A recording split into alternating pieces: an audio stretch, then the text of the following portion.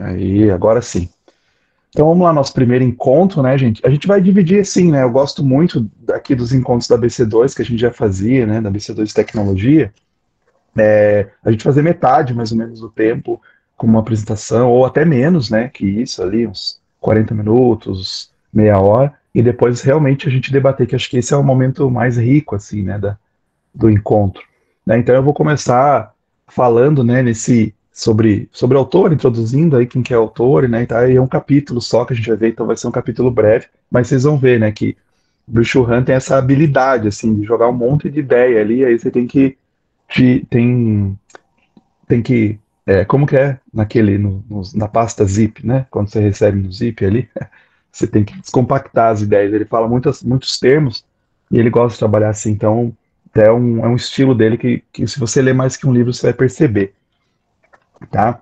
Então, assim, bem feliz que está acontecendo, né, esse encontro, legal de ver bastante gente aí, né, participando, porque realmente a gente gosta muito, né, de filosofia da tecnologia, esses autores, e o Bill Churran, quando eu conheci ele ali primeiro, a Sociedade do Cansaço, principalmente por essas questões, né, que eu estava preocupado com telas, enfim, né, em geral, e topei com ele, né, e aí gostei demais. Inclusive, eu escrevi um capítulo do livro, para quem não conhece, né, deixa eu ver onde está aqui, esse, não, tá no outro, no vermelhinho ali, é um livro Filosofia da Tecnologia, tá aqui, tem 2 volumes, né, e aí esse segundo aqui, no primeiro desse Filosofia da Tecnologia, eu escrevi sobre o Bill Churran, que é um autor que eu gosto muito também, cristão, ó, peraí, deixa eu permitir aqui, um autor cristão, né, o Bill Churran, então, e é interessante porque ele é mais descarado, né, o Borgman, né, na verdade, ele é bem mais descarado como cristão, assim, né, tanto que ele tem nos títulos dos livros dele e tal. E o Bill Churran, né, a gente fica ali, né, eu ficava desconfiando muitas vezes. Aí, nos últimos livros, ele escancarou isso, né, ele fala que é cristão e tal. Se você não leu o Louvor à Terra, né, ele fala isso abertamente. Ele fez teologia também, né, assim como a Hannah Arendt, né, esses caras gostam disso, né, filósofos que fazem teologia na Alemanha, muito forte, né. Mas isso também não quer dizer nada, né, porque tem um monte de gente na Alemanha que faz teologia e não é cristão. Mas o Bill Churran, ele fala bastante, assim, é bem legal até o testemunho, mais ou menos, dele, assim, né, nesse Louvor à Terra. E aí, nesse livro, nesse Filosofia da Tecnologia 2, eu faço, assim, né, uma apanhado das ideias dele, principalmente focado nas questões de tecnologia, então eu nem levo em consideração todos os livros, né, porque eu tinha, na época, lido todos os livros que tinha em português, alguns em inglês só, né, na época que eu comecei a escrever não tinha, todos já saíram outros depois, né, em português, mas eu levei ali alguns livros específicos sobre tecnologia, né? Então deixa eu projetar aqui uma apresentação.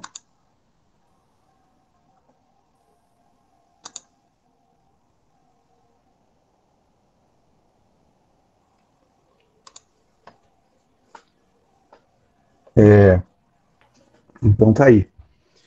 Nós vamos dividir mais ou menos assim os encontros, tá? Tem aí, né, hoje, então a gente vai ver o capítulo 1, depois a gente vai dividindo, né? E os anexos, aquela coisa, né? Algumas pessoas pulam os anexos, né? E os anexos são tão interessantes nesse livro. São os anexos talvez mais interessantes, né? Ou talvez um dos anexos mais interessantes que eu já li. Até porque ele desenvolve muito isso aqui depois em outros livros, tal, que está aqui nos anexos, né? Ele vai. Na verdade, todas as ideias, ele tem muito isso, né? O Pio Churran.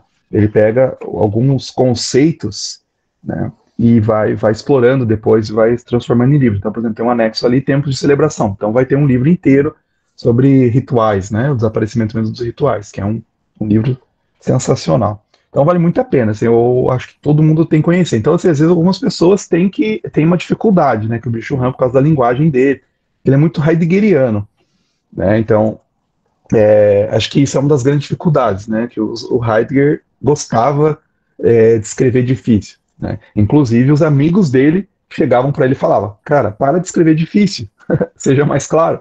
E ele, não, emburrado, fala: Não, vou ficar mais difícil ainda. Ana Arendt, né? Que era não só amiga, como amante dele, né? mas tinha outros. é, Se você quer conhecer um pouquinho, entender um pouquinho quem que é Heidegger, né, tem um livro que eu recomendo muito, assim, que na verdade ele explora não só o Heidegger, como todos os existencialistas, né? Que é No Café Existencialista, né? Eu recomendei para a Mariana, né? Que ela tá aí, gosta desses caras existencialistas, esses caras que caem no chão e fazem uma poça de choro e fica rolando em cima, né? Ai, para com isso.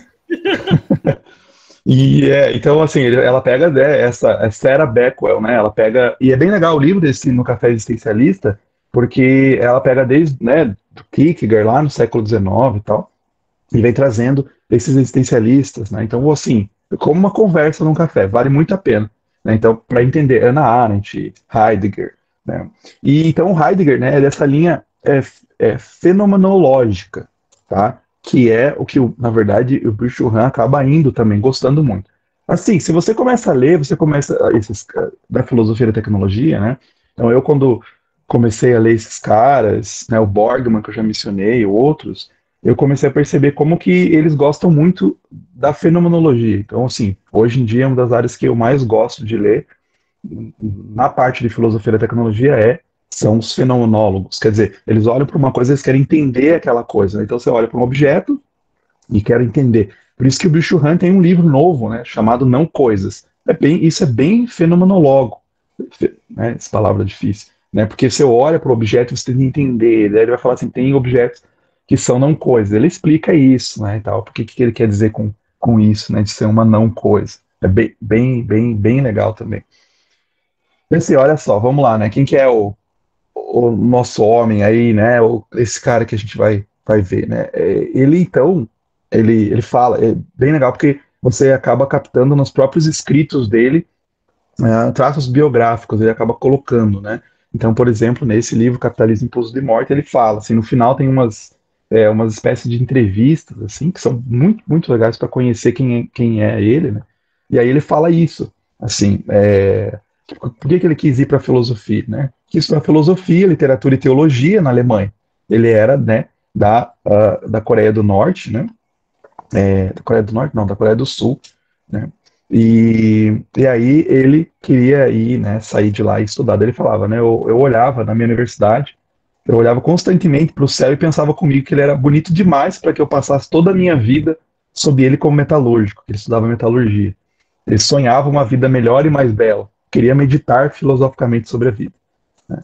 Então ele era um metalúrgico filósofo, e aí ele, né, decidiu ir para a Alemanha e tal, e estudar filosofia, para tristeza dos pais dele também, né? Sempre assim, né? Estudar humanas, dá uma tristeza nos pais. E aí, os pais chorando no banho e tal. E aí então ele foi, até ele faz, nesse capítulo ele fala um pouquinho sobre isso, sobre essas questões, até o próprio nome dele e tal, né? Então com 22 anos que ele foi para lá, né? E os próprios problemas da terra natal dele lá, né? Da Coreia do Sul, porque ele até coloca também como lá tem um alto índice de suicídio, as questões tecnológicas afetam bastante, então ele olhava aqueles problemas, né? Tanto que, se vocês vão fazer essa conexão, Round Six, né, lá da Netflix, naquela loucura toda lá, é exatamente, né, um filme lá uma série da Coreia do Sul, exatamente, mostra um pouquinho, né, essa situação aí, como que era aqui a vida, como que tá a vida lá, né, questões de depressão e burnout muito fortes. Então ele faz uma tese, alguém está entrando aqui, faz uma tese sobre Heidegger, a tese de doutorado dele, né, em 94, e aí, né, foi juntando os interesses dele, né, ética, fenomenologia, que eu já mencionei, teoria cultural, religião, teoria de mídia, e aí ele se tornou professor em 2012, lá na cadeira de filosofia e estudos culturais na universidade em Berlim, Universidade der Künste, não sei a pronúncia, lá em Berlim, então lá que ele foi professor desde então.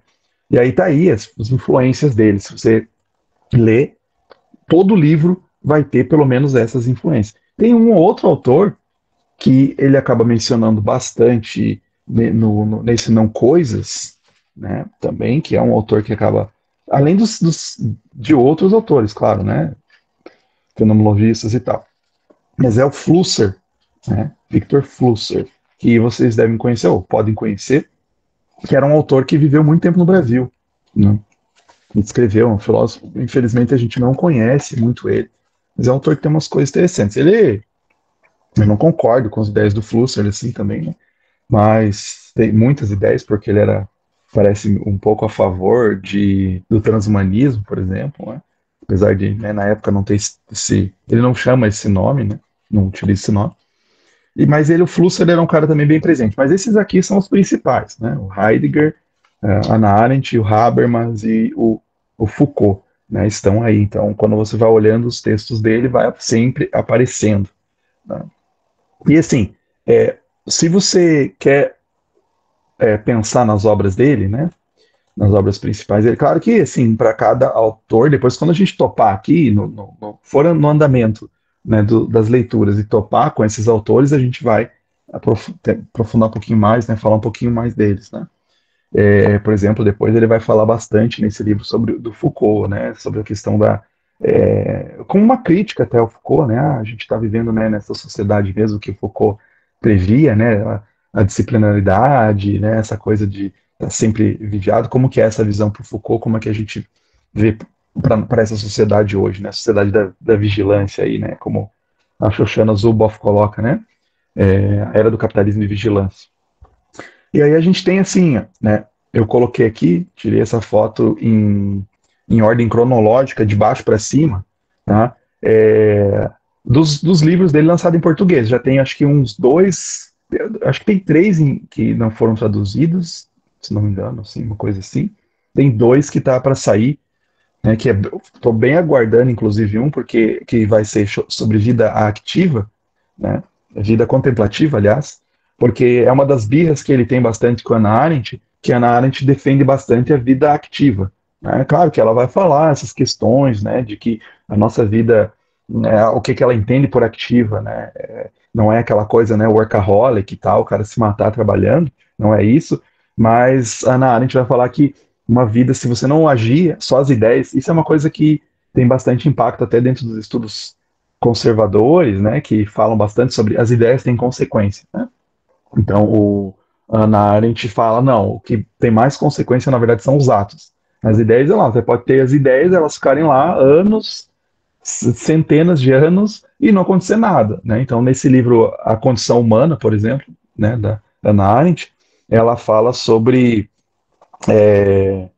como que a descoberta, né, ou a invenção do microscópio pelo Copérnico foi um grande impacto. Ela fala que foi um dos maiores impactos, teve mais impacto, segundo ela, né? Ela vai trazendo os argumentos do que a reforma, do que outras coisas, inclusive, porque não foi só ideia, foi assim, né, implementou realmente, né? Claro que tem toda uma ideia por trás, né? Uma cosmovisão ou uma imaginação, né? Alguns termos diferentes aí que se usa, né? Mas aí o bicho ele fica meio bravo assim com isso, porque ele fala assim, não, a gente já age demais. Inclusive a gente está tendo burnout de tanto agir, né? Então a gente tem que, talvez essa pegada dele aí meio monge budista, né? A gente tem que desacelerar, ir lá para plantar um jardinzinho, né? Que tem um livro lá em Louvor da Terra, caminhar, ele fala bastante sobre isso, né? Fazer coisas mais contemplativas, né? Do que essa aceleração aí. Então esse último livro que tá saindo, vai sair, né? Em inglês mesmo, tá para sair, ou em alemão primeiramente, né? Mas em inglês ele já sai quase ao mesmo tempo, assim, que é a edição em alemão. E aí ele vai falar sobre vida contemplativa, que é uma das coisas que ele fala bastante, principalmente no desaparecimento dos rituais, assim. Então, assim, se eu fosse dizer para vocês, assim, né, quem quer, eu quero entrar quero descobrir aí um pouco mais do Bicho Han depois de Sociedade do Cansaço, né? Ou ler paralelo, né? Porque a gente vai ler um capítulo por mês, às vezes, né? À vontade, não quero, quero saber mais dele, né? Tipo, quero fazer uma maratona de Bicho Han, né? Aí tem uns livros que eu posso indicar, assim, né? Que eu acho que eu achei, que eu gostei muito. Posso até falar, depois do Sociedade do Cansaço, né? Por exemplo, o Infocracia, né? Eu acho que seria um próximo passo, assim, porque de todos os livros que eu li dele, esse é o mais mais simples, assim, até mais que a sociedade do cansaço, no sentido dele não ficar usando tanto esses termos alemães, esses termos que ele fica brincando com as palavras, né, bem estilo Heidegger, assim, desconstruindo as palavras e tal. E ele é mais claro, eu achei. Infocracia, de todos, é o mais claro, assim. Aí depois tem esse capitalismo impulso de morte, né, que, que também é atual até, né, ele menciona Covid, inclusive, pandemia do Covid, e também traz as ideias dele de filosofia da tecnologia, assim, né. Depois o No Enxame fala sobre redes sociais, também bastante. Gosto bastante também desse. A sociedade paliativa também, depois, né, talvez seria um próximo aí. Daí o desaparecimento dos rituais, que eu acho que assim, todo mundo tinha que ler, né, que é as ideias que, por exemplo, né, autores como o Borgman, que eu gosto bastante, né, e até C.S. Lewis, assim, você pode cruzar, falavam sobre essas questões, né, dos rituais, da comunidade, da importância da comunidade, e ele vem falar em termos assim, digamos, seculares, né? Não cristãos. Olha, assim, claro que daí ele vai falando que, né, o cristianismo tem isso, mostra bem claro disso, né? A força dos rituais, o impacto dos rituais, a importância disso na sociedade. Né? E exatamente para ele, o desaparecimento disso que tem enfraquecido as pessoas, né, vão do trabalho, saem do trabalho, vão para casa e não tem esse tempo, né, de ter mais esses rituais, de compartilhar esses rituais. Isso acaba enfraquecendo a sociedade, acaba enfraquecendo as famílias todas. Né? Então, é muito bom esse livro, né? É impressionante, realmente, como ele coloca bem, assim, como que as pessoas acabam aceitando, né? Porque se você às vezes fala assim, né? Olha, né, o cristianismo lá tem, né, seus rituais, olha que legal, né? Eu gosto muito aqui, por exemplo, na comunidade que eu vou, na igreja que eu vou, e a gente tem uma vez por mês, né? No primeiro domingo do mês, a gente tem ceia e almoço, né? Todo mundo. Claro, uma igreja não é tão grande assim, né? Às vezes uma igreja, sei lá, mil pessoas não vai dar para fazer. Ali, né, a gente consegue fazer. Então é muito legal, porque aí você conhece as pessoas e tal, né? Você conhece o outro, que é uma preocupação bastante do Bicho Han, né, com o outro, né? Que às vezes as pessoas estão lá e opa, tem uma pessoa para entrar aqui. E aí você acha que todo mundo tem que ser igual, né? Que é isso que as redes acabam fazendo. Né? A gente vai juntando, fazendo nossa bolha, né? E aí todo mundo tem que ser igual. E aí, nos rituais, nas comunidades, a gente acaba tendo vendo, né, que tem pessoas diferentes. Né? Então é fundamental para ele isso. Né? E aí, digamos assim, né, dos tops, seria o psicopolítica, tá? Que é também muito bom. Por exemplo, tem uma parte lá que ele fala sobre o dataísmo, né? Ou a nossa necessidade de confiar nos números. Né? Então a gente tem lá os algoritmos, eles vão resolver todos os nossos problemas. Né? Vamos lá criar um algoritmo, né? Vamos lá criar uma inteligência artificial para resolver os nossos problemas. Joga lá, né? A ideia lá, fala lá para o chat GPT, né? Olha só, resolve aí os problemas ambientais. Né? Como que a gente pode resolver os problemas ambientais? Pergunta lá para o chat GPT e vai te dar essa resposta. Então a gente confia demais nisso, né? Daí vem a resposta de volta, né? É, extingam os humanos, né? Matem os humanos. Né? E aí, pronto, né? Acabou. Então, a gente tem uma solução, né? Então, é uma pena que é o único livro que sai da coleção, né? Sai aí não é é um formato diferente, né? Foi lançado pela Aimee, acho que é a editora, e fugiu aí do formatinho dos outros livros. Ficava tão bonitinho, né, na estante, todos eles coloridinhos e tal. Mas então, esses livros são assim que eu recomendo. Aí vamos entrar, né, no nosso, deixa eu passar aqui, no livro hoje específico aí, né? A obra Sociedade do Cansaço. E aí, né, a gente tem o livro que ele ficou mais famoso também, tá? É o livro que, assim, acho que introduziu para muita gente, né? O Bicho fez ele ser conhecido, né? O Bicho Han, e em todo mundo, né? Daí você vê documentários e tal. Foi o livro que realmente né? E você vê assim que não foi o primeiro livro dele, né? Lá naquele quadrinho você vê que ele já tem alguns livros lançados antes, né?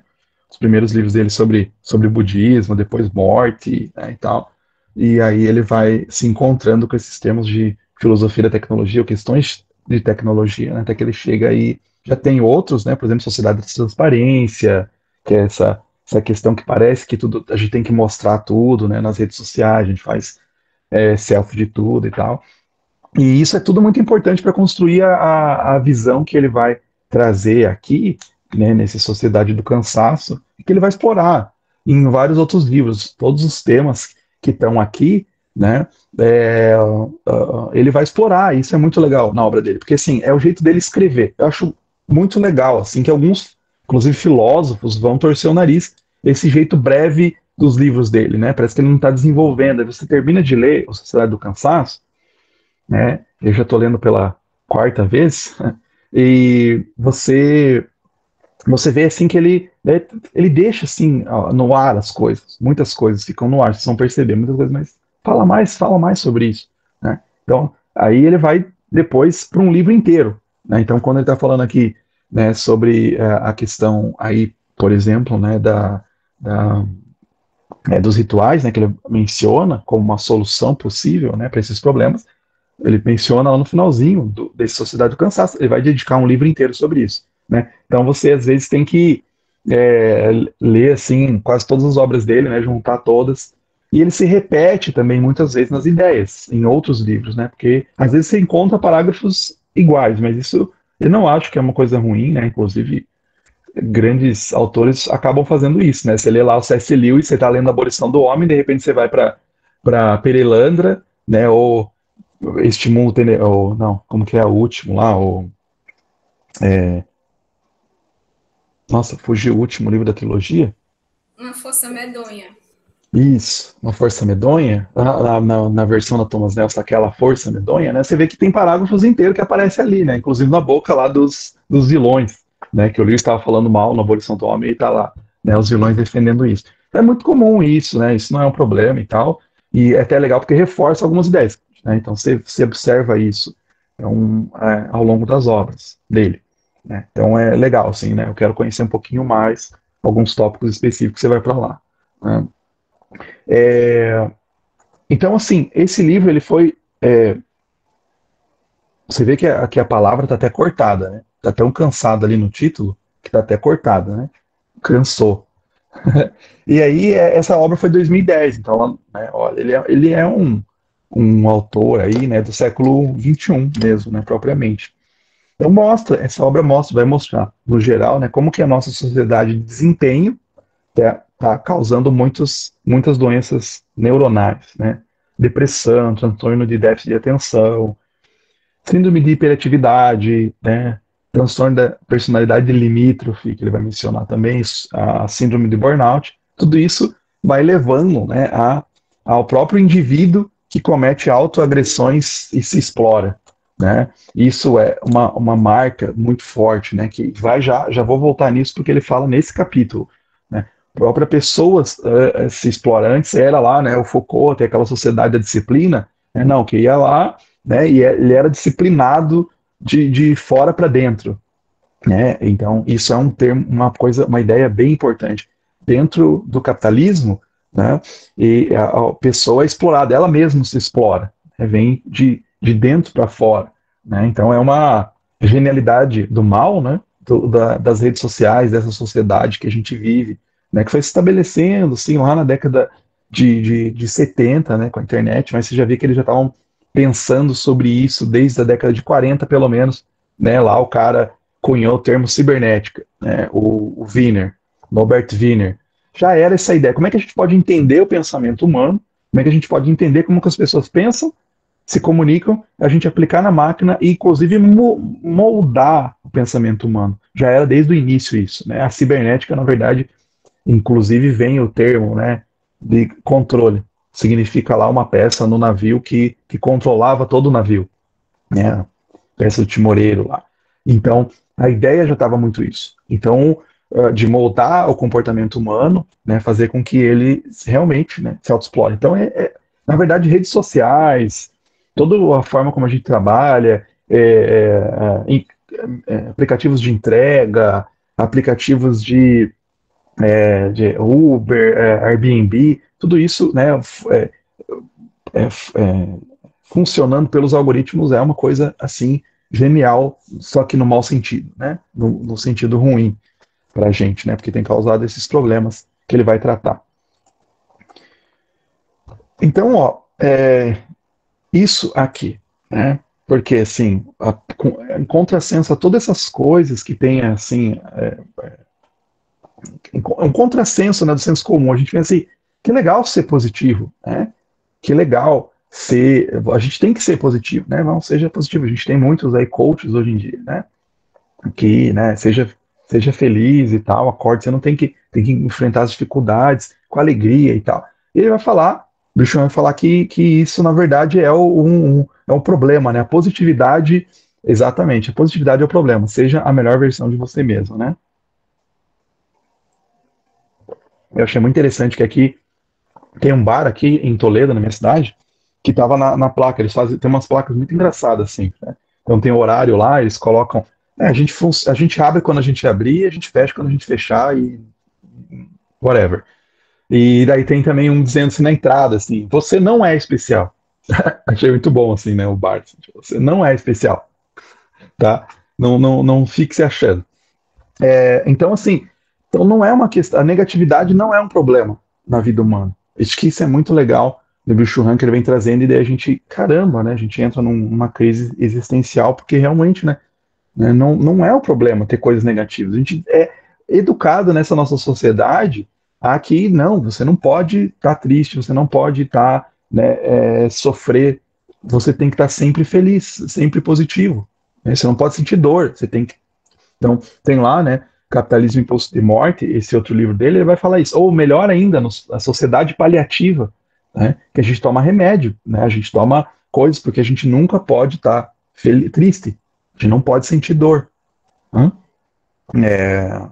Então ele fala nisso, em outras obras, assim, ele fala assim, que nem toda negatividade é destrutiva, né, não raro elas são construtivas, inclusive. Né? Então, algumas formas de negatividade, como hesitar, né, manter-se interiorizado, que é uma coisa ruim na sociedade. Sociedade que a gente vive hoje, você tem que se mostrar, né, a sociedade de transparência. Você não pode ser interiorizado ali. Eu quero ver sobre você mais, né, nas redes sociais e tal.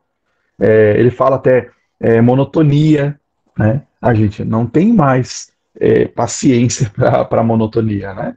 Para a gente ficar ali o tédio.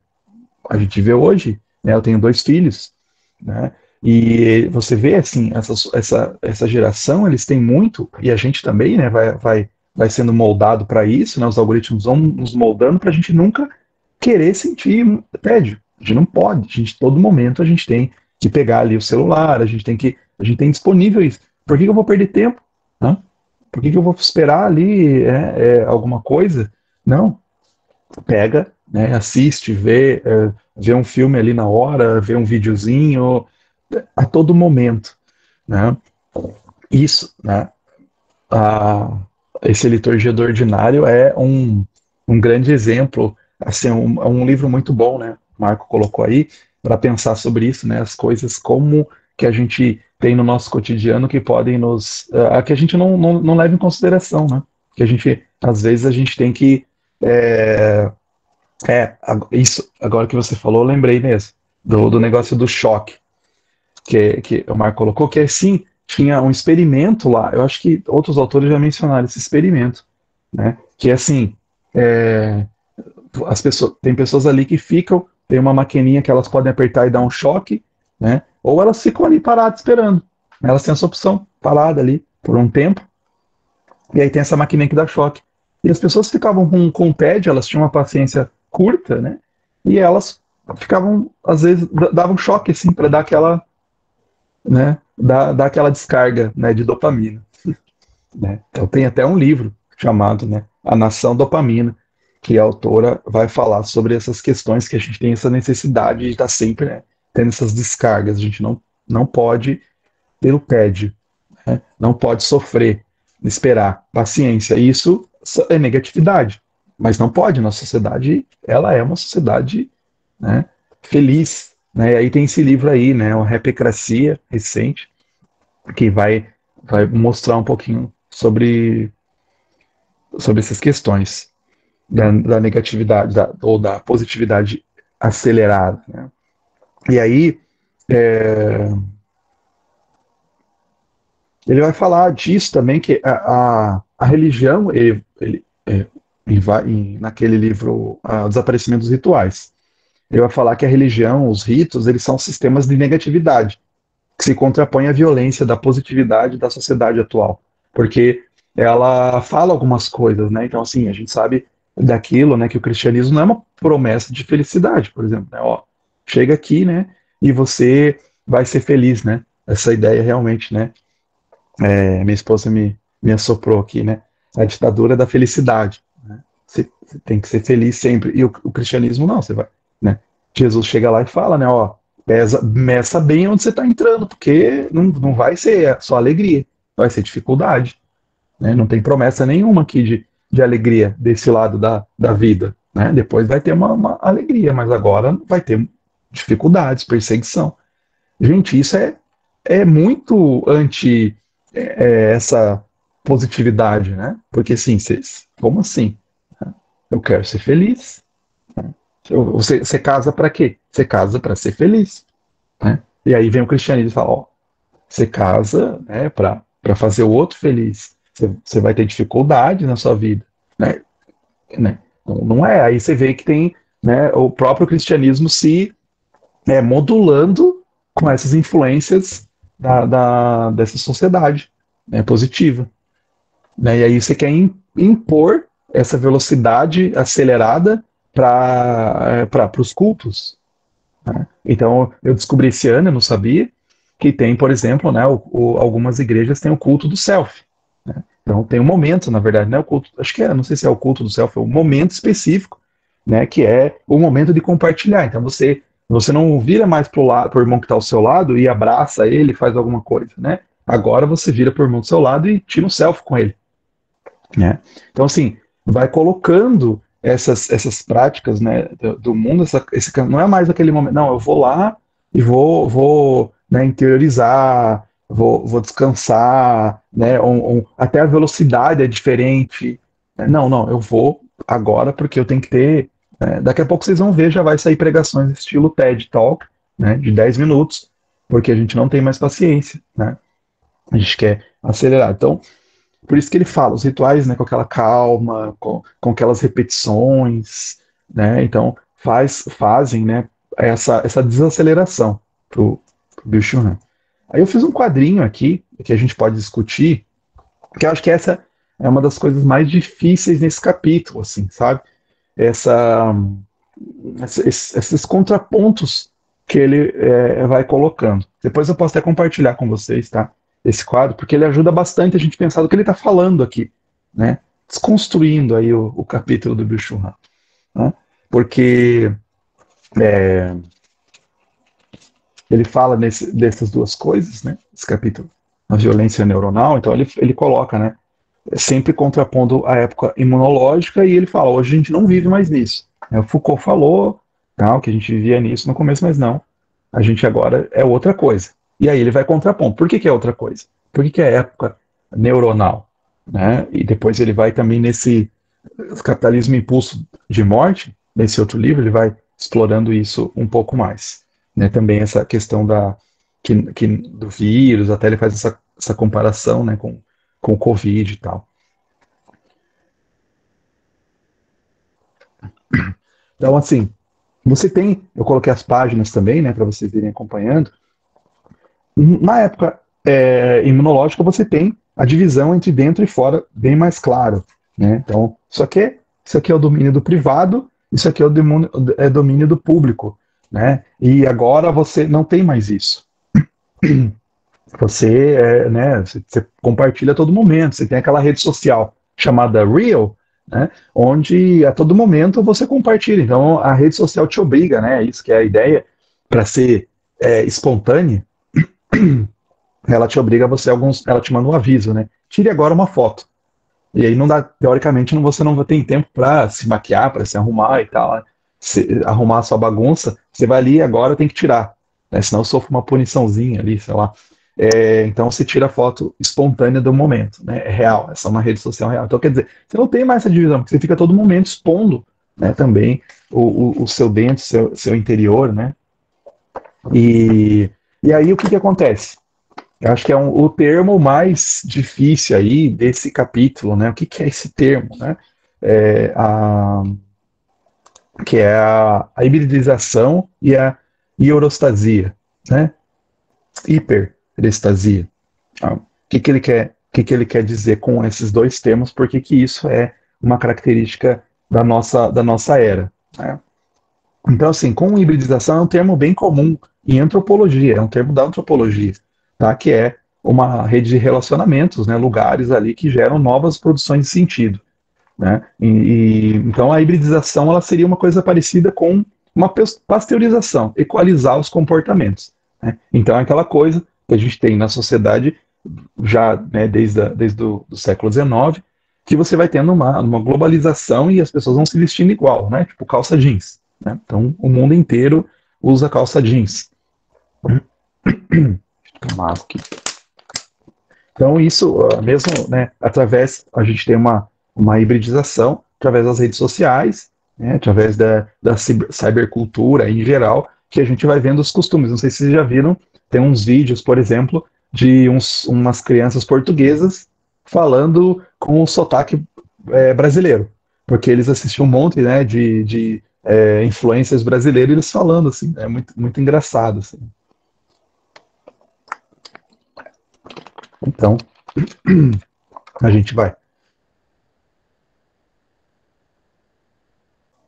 Então é isso que ele quer dizer, que na época neuronal acontece isso, né? Não tem essa clara definição, essa clara diferenciação, inclusive, né, com o outro, que é um outro ponto aí do capítulo. E a hiperestasia, o que é essa hiperestasia? Né, que ele vai falar ali na página 13. Ele fala assim, né, a hiperestesia, no finalzinho da página 13, no parágrafo que encerra ali, ele começa falando sobre, né, primeiro, a hibridização, que domina não apenas o atual discurso teorético cultural, mas também o sentimento que se tem hoje em dia. Então, é contrária à imunização da época imunológica, né, que você estava imunizado contra o outro, assim, né, você entendia o outro, tinha uma diferenciação no outro. E a hiperestesia imunológica não admite qualquer hibridização mais, né? Por quê? Tipo assim, o que é essa hiperestesia? É um distúrbio neurológico, né, que dá por um excesso de uma sensibilidade de um sentido. Então tem um sentido que ele fica mais forte, né? Então o que ele quer dizer com isso, né? Hoje em dia você não pode mais sentir tanto, né? Você não pode ficar tão forte o sentimento. Mas é isso mais ou menos que eu entendi aqui, né? Você tem que ter vários sentidos aí diferentes, né? Não pode ter esse super foco assim numa coisa, tem que ser, né, distraído mais. E aí você tem depois, na época imunológica, uma nítida divisão entre amigo e inimigo, que era muito forte, né? E ele fala na página 8, e já na época neuronal você tem uma diferença, né? Fala sobre a promiscuidade, né? Essa mistura que ele quer dizer. Então, que está aí na página 13 também, né? Um pouquinho na página 13. Coloquei para vocês irem lendo aqui. Isso que é essa divisão, ou depois, né, entre o próprio estranho, entre o que eu sou, o que é o outro, né, e ele é um diferente e tal, não no sentido de que, né, eu tenho que expulsar o outro, né, mas isso ele vai falando que esse totalitarismo que a gente vive hoje do igual, na época neuronal, acaba fazendo com que o que seja diferente seja expulso. Então antes você tinha essa clara definição de quem que era diferente, né, o estrangeiro e tal, outro, e você talvez pudesse respeitar, agora não, né? Agora você quer que, né, todo mundo pense igual. Então por isso que tem esse livro, né, a expulsão do outro, que é excelente. né? Então ele fala realmente que a gente ali que a gente precisa ouvir o outro, né? Dar mais atenção para o outro. Ele fala até amar o outro, né? E a gente acaba não, a gente acaba expulsando. A gente ama o igual, né? A gente não ama o diferente. Então a gente tem nessa sociedade que a gente vive muito forte e esse totalitarismo do igual, né, que está ali na página 15, né, então dá para a gente vendo ali. E aí, essa que eu já mencionei, né, negatividade e positividade, é também aí nessa mesma página 15, que eu já mencionei, já falei, não vou entrar, e, e aí a inimizade, né, que não é uma coisa, uma marca da era imunológica, enquanto isso você tem essa violência da positividade, né, muito forte. O que é? Ali ele fala na página 19, eu vou ler aqui a parte que eu destaquei. A violência da positividade não pressupõe nenhuma inimizade. Ela desenvolve-se precisamente numa sociedade permissiva e pacificada. Por isso ela é mais invisível que uma violência viral. Habita o espaço livre da negatividade do igual, onde não se dá nenhuma polarização entre o inimigo e o amigo, interior e exterior ou entre próprio e estranho. Tá? Então tudo é positivo, você tem que estar. Só que é engraçado isso ao mesmo tempo, né? Todo mundo tem que ser igual. Se você é estranho, se você é diferente daquele comportamento, né? Você tá fora ali um pouco, né? Então é uma positividade, mas ela é uma positividade do igual, né? Você tem que ser desse jeito, né? Porque se você for positivo, um pouco diferente, se você for um pouco, né? Se você for negativo, né? Você você não cabe aqui, você tem que sair desse grupo. Exatamente, bem lembrado, né? Esse episódio lá do Black Mirror, né? De dar a notinha o que acontece? Você vê que lá, né? As pessoas dão notas umas para as outras, né? Então você vai no café, você dá lá tantas estrelas. Para a pessoa, você encontrou ela no elevador, né? Você foi gentil, nossa, essa pessoa foi gentil comigo, você dá tantas estrelas. E aí o episódio lá do Black Mirror, é, fugiu, acho que o nome esqueci o título, alguém que lembra aí pode falar. É, ele mostra a hipocrisia disso, né, de viver desse jeito, né? Porque assim acaba o quê? As pessoas sendo extremamente falsas, né? Para ser positivas, para ser feliz, elas são extremamente falsas, né? E aí, por último, né, desses pontos aqui, a gente tem aí a gente pode abrir para conversar. Já falei demais já, né? Se vocês não entenderam algum ponto, aí a gente pode, ou acharam uma parte legal, né? A gente abre aí, né? Desse terror da imanência, quer dizer, o terror das coisas que estão inerentes aos sistemas, né? Imanência é isso, está dentro do sistema, né? Parte do próprio sistema, parte do próprio ser. Então, assim, você essa coisa, né, do que está dentro, a própria pessoa acaba, né, tendo dificuldades, né, por isso que gera essa violência. A pessoa se cobra muito, né? A pessoa acaba se forçando, né? Eu tenho que dar o melhor de mim, eu tenho que lutar, os meus problemas eu tenho que melhorar, o que tem comigo, né? Eu olho lá, as pessoas são felizes, mesmo nesse episódio do Black Mirror, né? Ela olha lá a influencer, né? Como ela é tão feliz, ela consegue tantos likes, tal. Eu tenho que ser igual aquela pessoa, tenho que ser igual aquele influencer, né? E aí você acaba tendo esse próprio terror, né? Que vem de dentro mesmo de você, terror com as coisas que vêm de dentro de você, né? Eu não posso ser desse jeito, tem que ser melhor, né? E aí você não consegue lutar com essas negatividades, com esses problemas. Gente, assim, vamos abrir aí, senão só eu vou falar, vamos conversar, né? Esse seria algumas ideias presentes, alguns termos, né, que a gente tem que ler o Bicho Han aí às vezes, nem o dicionário basta, né? Porque tem alguns termos que são de outras áreas, né? Como da antropologia, que ele vai trabalhar, da própria psicologia, né? Então, a gente tem que ficar ali, né, às vezes, esperto com esses termos, né? E aqueles termos, eles são chaves para a gente compreender, né? Todo o capítulo. Então, deixa eu fechar até aqui, para gente. Então, isso, olha lá, o Marco colocou o nome do episódio, Nosedive, né? Que em português é queda livre. Aí veio o nome, né? muito a pena para ler. Black Mirror é outro, né? Eu lembro que eu escrevi um capítulo de livro falando sobre o Black Mirror, e um dos filósofos, talvez o Black Mirror, é o Jacques Ellul, né? O Jacques Ellul é um outro companheiro aí do Byung-Chul Han, também são bem amarguinhos, né? Os dois.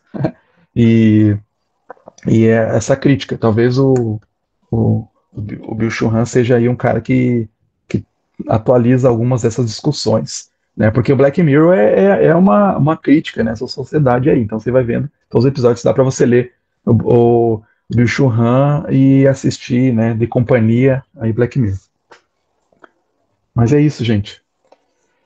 Comentários aí, vamos abrir. Bom dia. Já que abriu para comentário, eu queria só falar uma coisa naquela tua tabela lá que tá as diferenças, a passagem, né, do sistema imunológico para o sistema neuronal.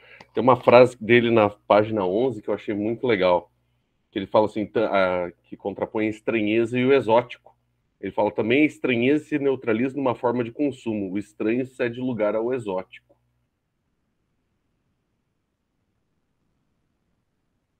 Eu achei muito legal isso, porque nesse novo sistema neuronal, até a gente conseguiu transformar aquilo que seria o outro, né, a negatividade do outro, num consumo. E a gente acaba consumindo isso e já não tem mais a reação imunológica.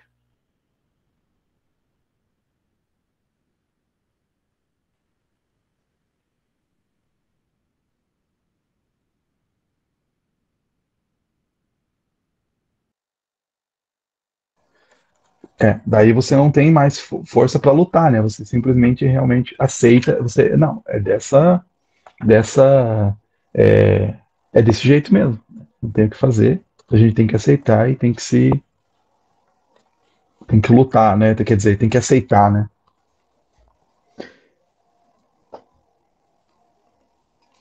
E também tem o aspecto que o exótico, ele é mais ou menos aquela questão de um objeto de turismo, né? Você não tem que conviver com o exótico, não tem que olhar no olho do exótico e dar, digamos assim, os mesmos direitos, os mesmos espaços que você, como outra alteridade tão legítima quanto a sua. Eu acho que até isso que a Anaís falou do turista, que é a frase seguinte ali, né? Talvez seja esse o nosso fascínio, portanto, o programa de curiosidade, né? O cara que foi viver entre os índios, o cara que foi fazer alguma coisa, vivendo pelado na ilha, sei lá, alguma coisa assim, sabe? Porque a gente só vai consumir essa informação e falar assim, olha, que legal, tem gente que vive diferente da gente, olha. Uhum. É bem legal porque tem um conceito do Bauman, né, Zygmunt Bauman, que ele fala sobre, inclusive, o turista e o vagabundo, né? O vagabundo naquele sentido do vagabundo lá, né?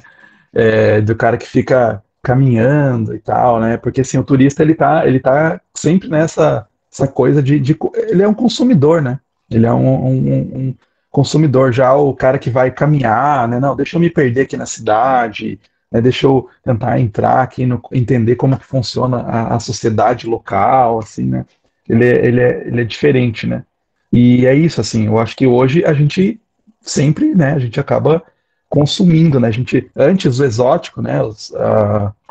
A gente acabava querendo, tendo esse contato, né? Com o exótico diferente, né?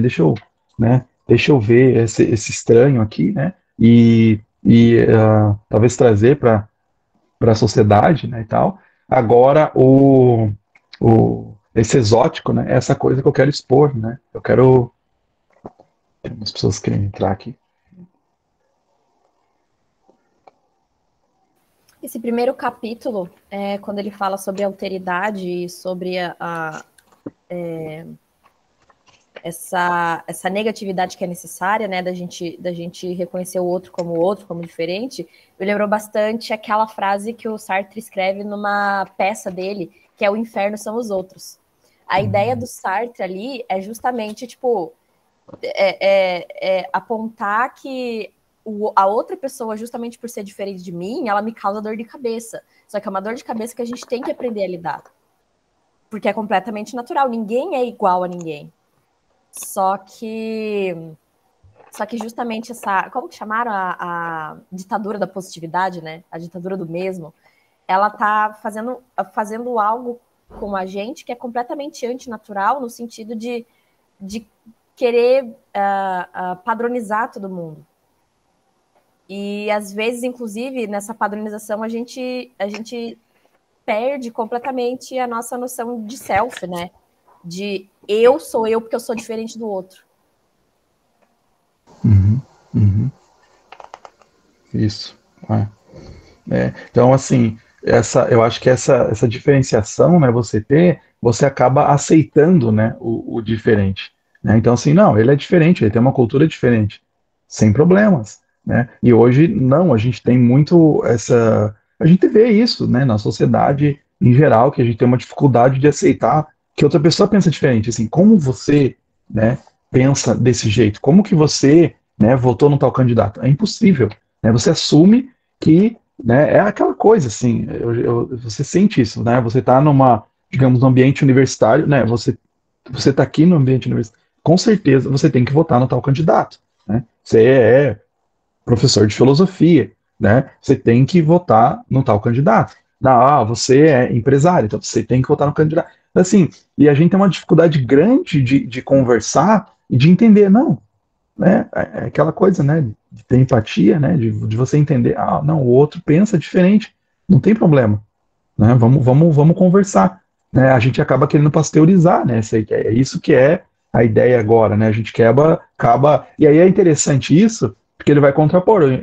A gente pensa que é isso, né? O sistema imunológico, né? É isso, é de que quer, mas não, a gente até pensa, né? O que é uma cultura, né? Na biologia, né? É uma cultura de células, né? São coisas diferentes que estão ali, né? Agora não, né? No mundo neurológico, aí na era neurológica, não. Você tem que... Não tem mais espaço para o diferente, né?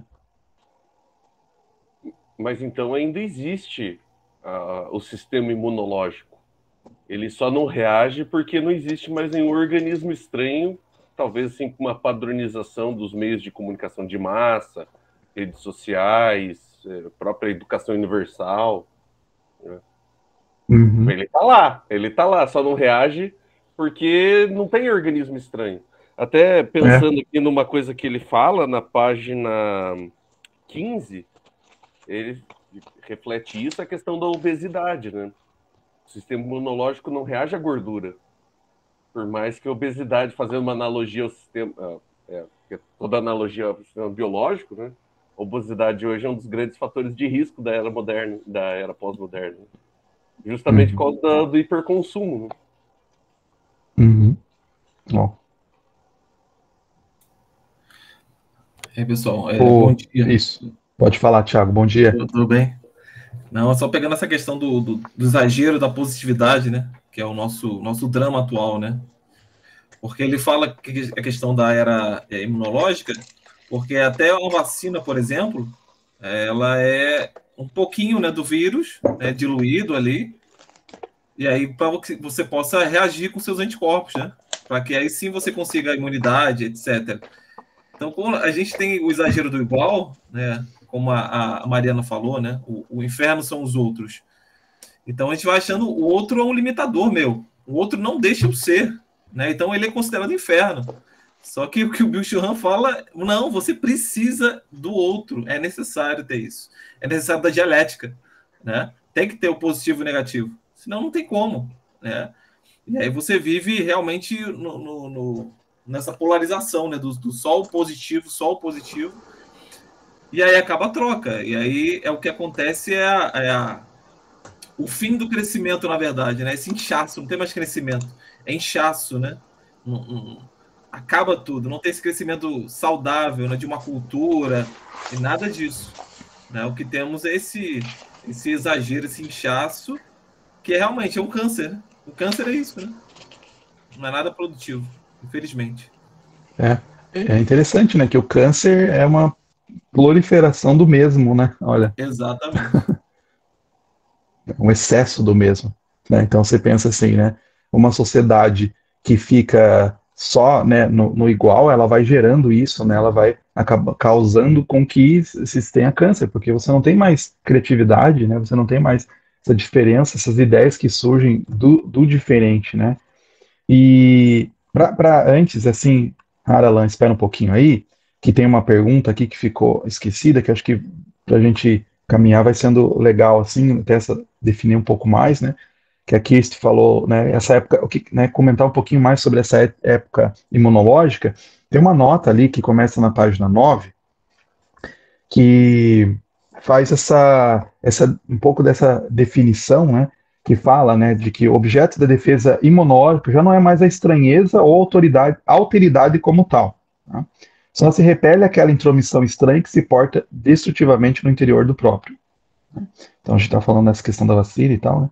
Então nessa perspectiva o estranho não chama atenção, não é tocado pela defesa imunológica, né? Se você talvez, né, tá ali dentro, não tem ataque, né? Então como que funciona um sistema imunológico, né? Você injeta, como o Thiago aí falou, né? Você injeta, né, um corpo estranho ao corpo, que é a doença, e aí o sistema imunológico luta, né? Então, o outro diferente que tem na época imunológica não existe mais na época neuronal, porque todo mundo é igual, todo mundo tem que pensar igual. Você não pode pensar diferente, né?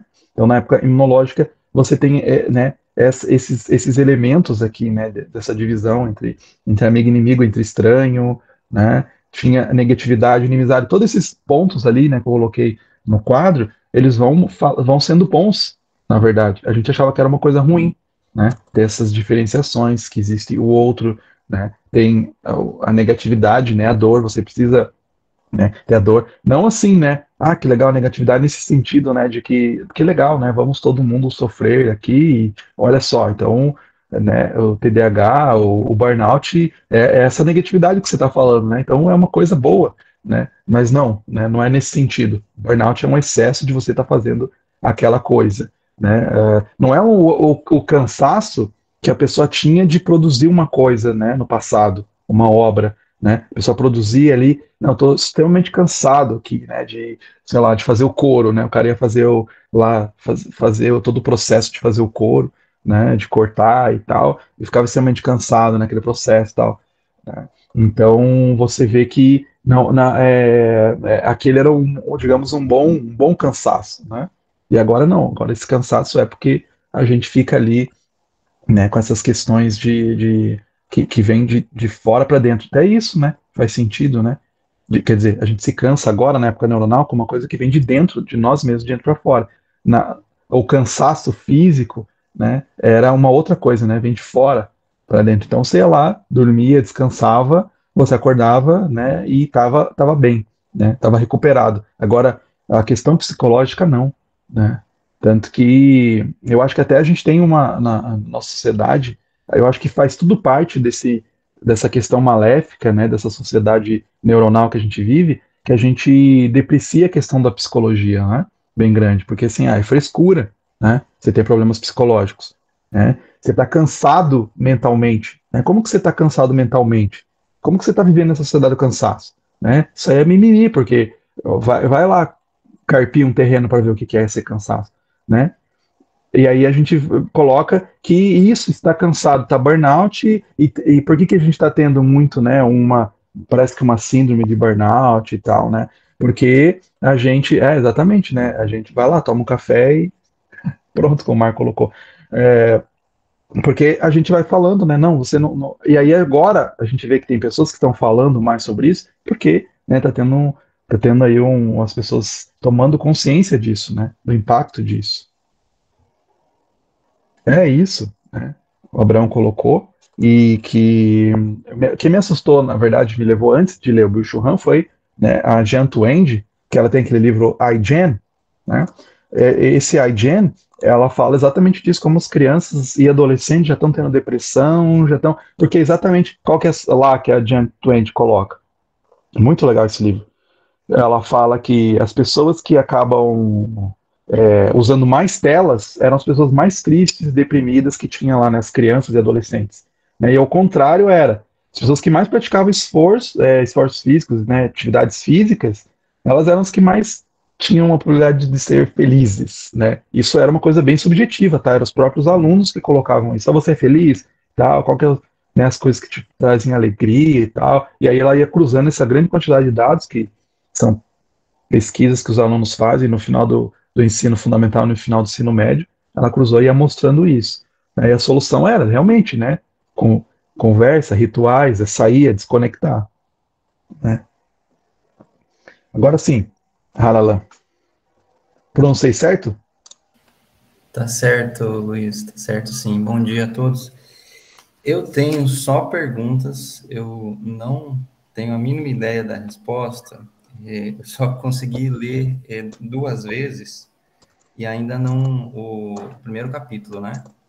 E não estou lidando bem com a densidade, né, do autor. Realmente, provavelmente tem termos aqui que eu não consegui pegar todo o sentido que ele está tentando colocar. A minha pergunta seria no seguinte sentido: será que esta divisão que ele faz entre uma época imunológica e uma época, como ele diz, neuronal, né? Fala de violência neuronal, tem essa divisão assim tão explícita? Será que não são 2 dimensões de uma mesma coisa? A minha pergunta é por quê? Olha só, ele escreveu em 2010, né? O texto original é de 2010, né? De 2010 para cá, algumas coisas que ele diz ao longo do capítulo que, em tese, pararam de acontecer, me parece que voltaram a acontecer com intensidade. Por exemplo, conflitos de grande porte, né? Guerras que acabam ou revelando ou aprofundando o aspecto da alteridade, né, e o paradigma imunológico. Ele vai dizer, inclusive, na página 13, que é uma coisa que eu concordo, que faz sentido, o paradigma imunológico não se coaduna com o processo de globalização.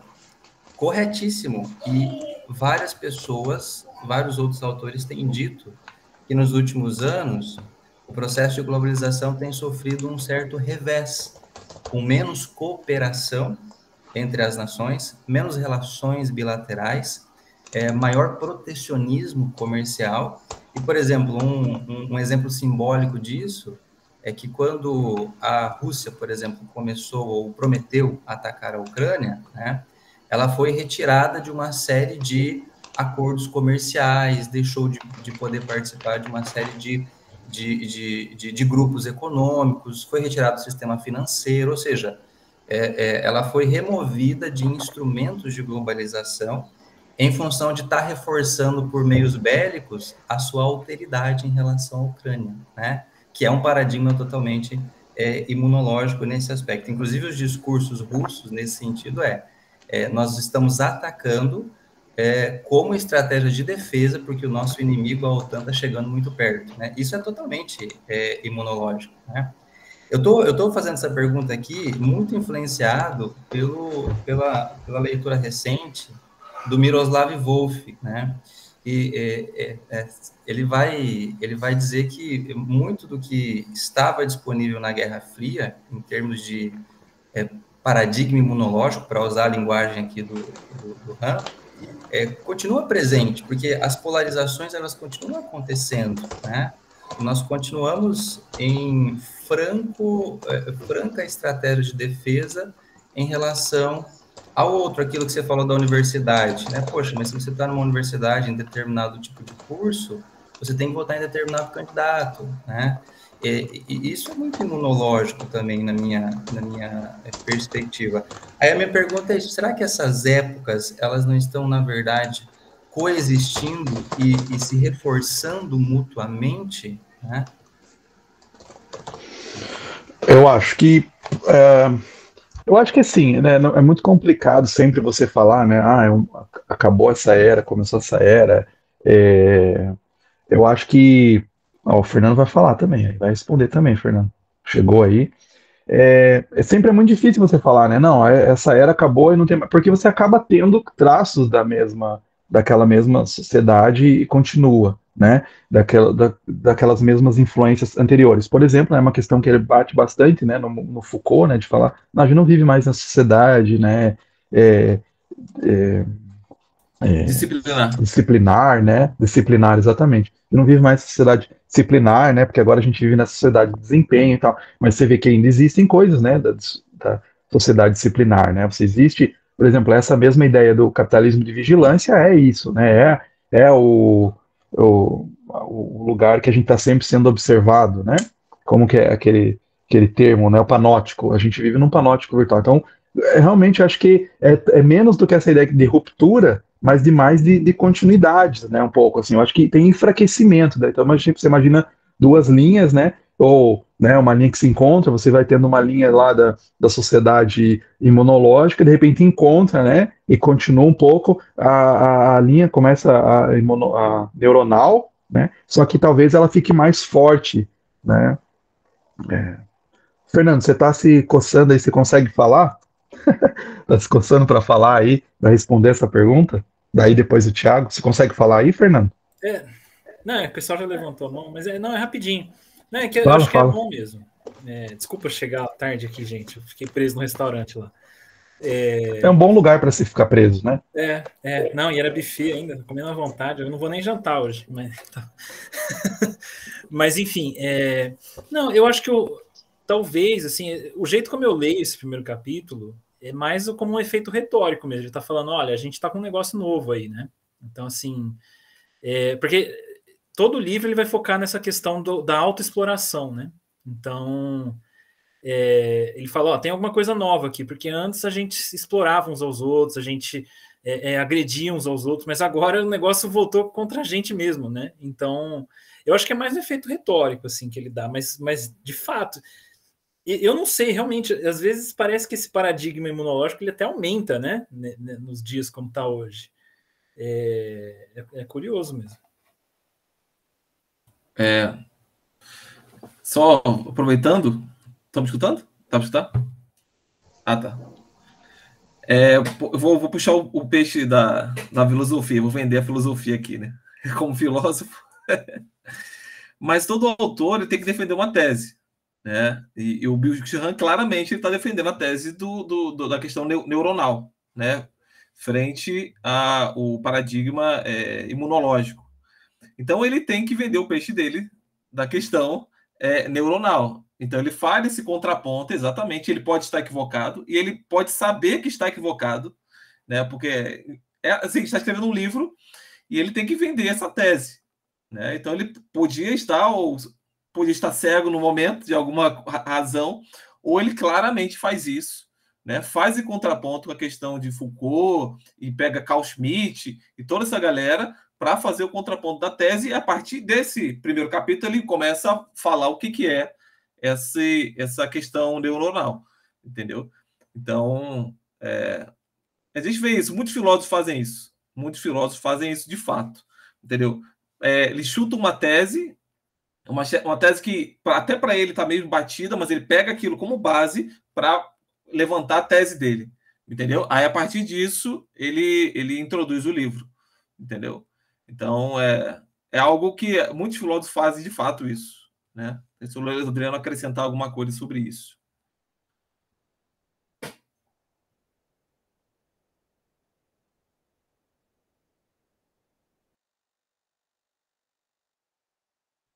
O seu tá mudo, Luiz. Fechado o seu áudio. Opa. Juhei. É assim que se pronuncia? Tinha levantado a mão, daí qualquer coisa depois. Isso, é assim mesmo.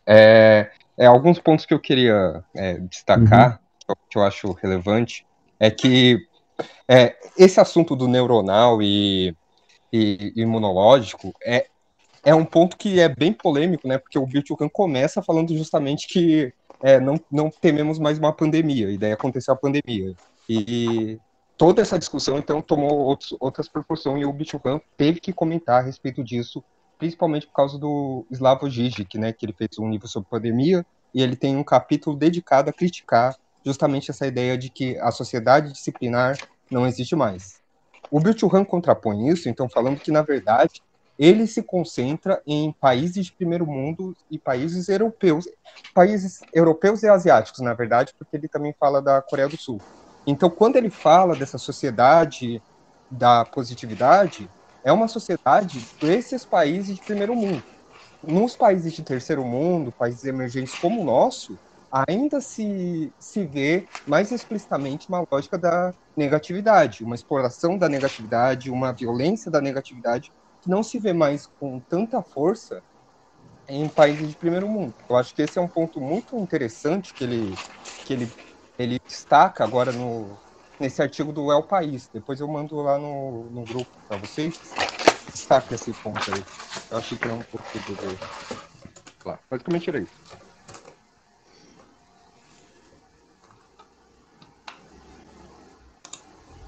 Acho que daí, então, o Marco aí também, né? Queria falar.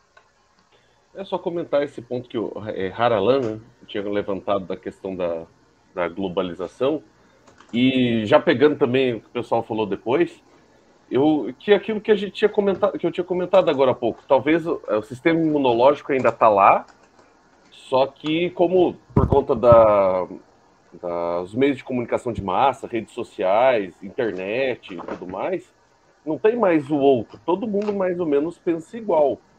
Daí quando aparece alguém que pensa diferente, alguma coisa, que daí é os casos que o Luiz tinha colocado, a gente meio que tem uma reação alérgica. A gente tem o nosso sistema imunológico fica muito louco. Da relação da globalização que o Raul tinha falado, se a gente pensar, não tem mais nenhum imigrante, assim, alguma coisa, alguém com uma cultura totalmente diferente da nossa. Quando eu estava fazendo o doutorado, tinha um rapaz de Cuba. Cara, o cubano, eu só descobri que ele era cubano quando ele abriu a boca, cara, para falar espanhol. Daí que eu perguntei, cara, de onde você é? Ele falou, sou de Cuba. O cara com um Samsung melhor do que o meu, usando Adidas e tal, totalmente diferente daquele padrão que eu tinha, né? Na época eu era o Lua Vista, né? Pensando no cubano, né?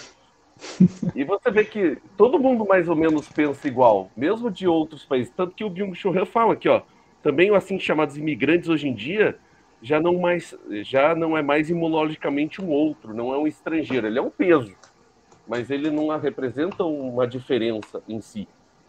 Esse é o meu ponto, eu termino com uma carta virada para baixo.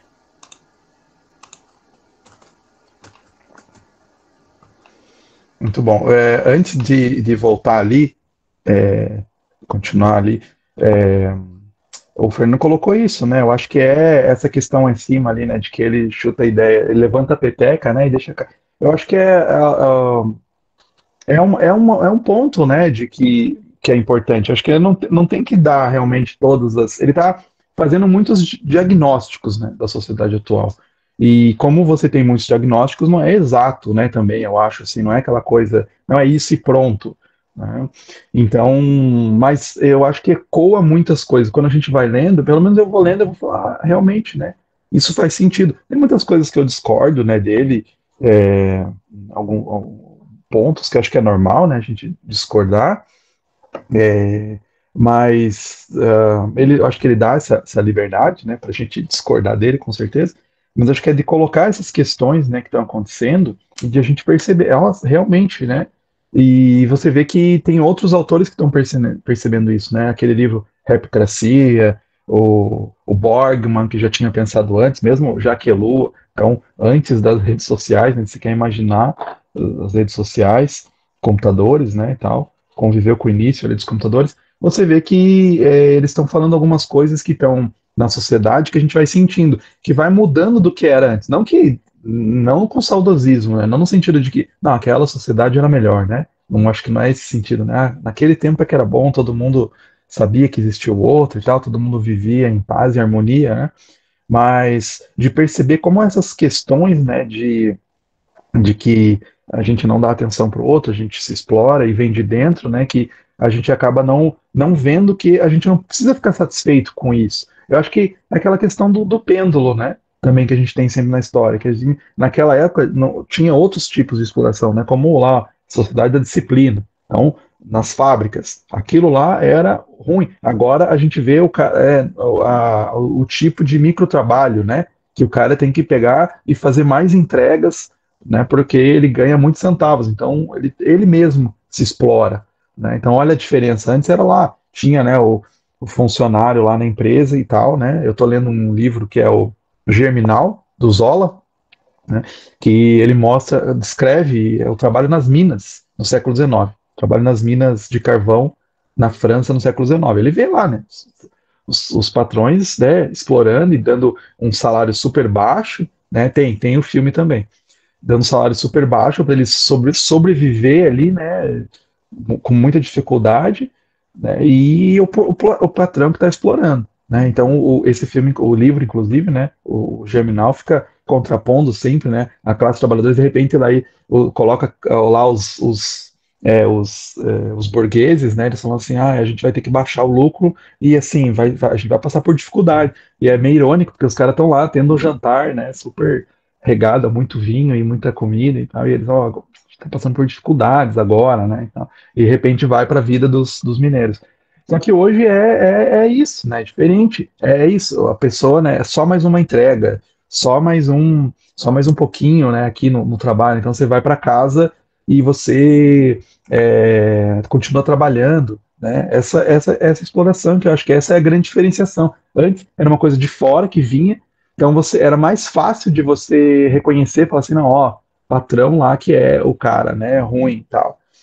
Hoje em dia fica mais difícil porque, né? Não, olha, eu acho que é uma das sacadas geniais desse capitalismo de vigilância, ou desse novo, né, dessa nova capitalismo aí que a gente tem vivido, pelo menos desde a década de 70 para cá, com as redes sociais, que faz com que né, você mesmo se explore, e você desconsidera algumas coisas que eram ruins, né? Então, assim, você antes de trabalhar um monte de horas era uma coisa ruim, daí agora não, ó, é produtividade, né? Você tem uma má condição de trabalho, é legal, né? Então, assim, você coloca um monte de gente na mesma sala, né, trabalhando, às vezes um trabalho intelectual, pensa, né, difícil, de repente você coloca um monte de pessoas lá, e aí você chama de coworking, né? E você coloca uns termos assim, que legal, né? Agora, todo mundo aqui trabalhando, né? Só que assim, é a condição ruim. Agora, o home office, né, que legal.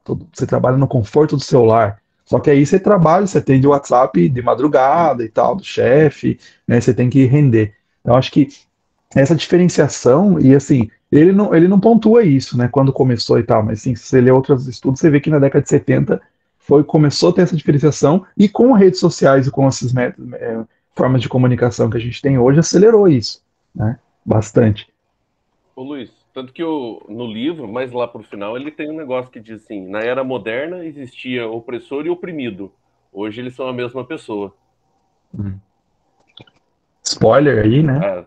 É a Sociedade do Spoiler, desculpa, é o livro que eu estou escrevendo.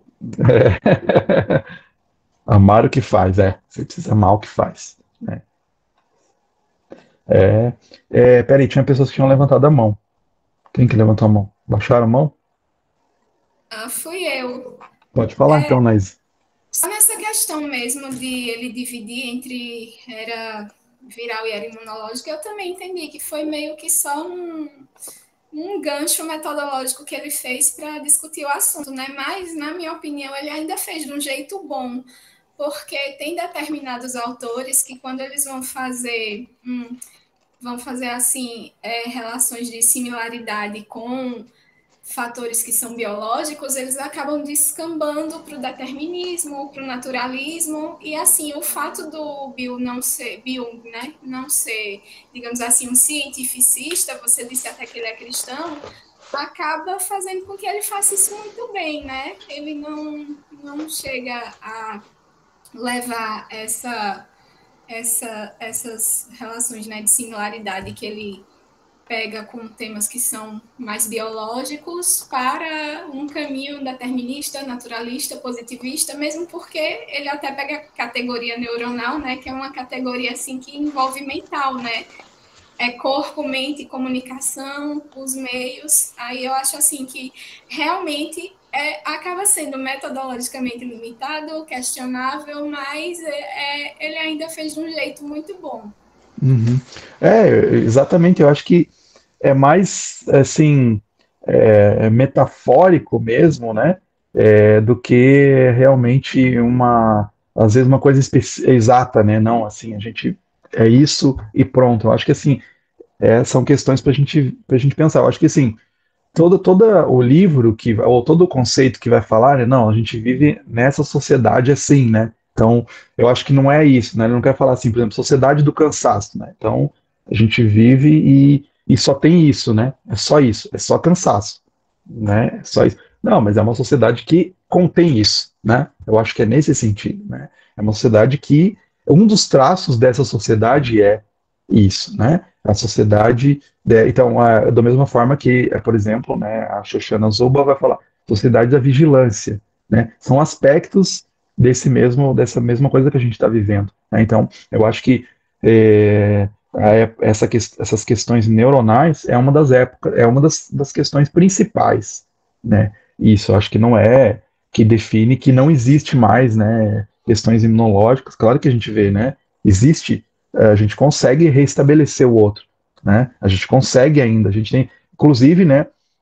Acho que quem que tinha mencionado, né? O Miroslav, que foi muito, muito legal, porque ele tem esse livro, né? Eu até coloquei ele, Exclusão e Abraço, né? Acho que é exatamente, né? Pensar o outro, né? Como que a gente vai pensar o outro, né? Como é que a gente vai? A gente tem que abraçar o diferente também. A gente tem que acatar o diferente. A gente tem que pensar, né? Dos que pensam diferente da gente. Isso ajuda a gente até a ter um sistema mais saudável, digamos assim, ter uma vida mais saudável, porque você vê que, né, com várias pessoas pensando diferente, você consegue ter ideias melhores, né, ter pensamentos melhores, aperfeiçoar, às vezes, né, algumas coisas que a gente tem, né, algumas ideias. A gente já vê, né, o que é o sistema, ou a questão dialética, né, é isso, você vai conversando, você vai falando e você vai aprimorando seus argumentos, às vezes deixando alguns argumentos que você desconsidera, né, ou que você não considera mais que valioso, né, você entra no debate,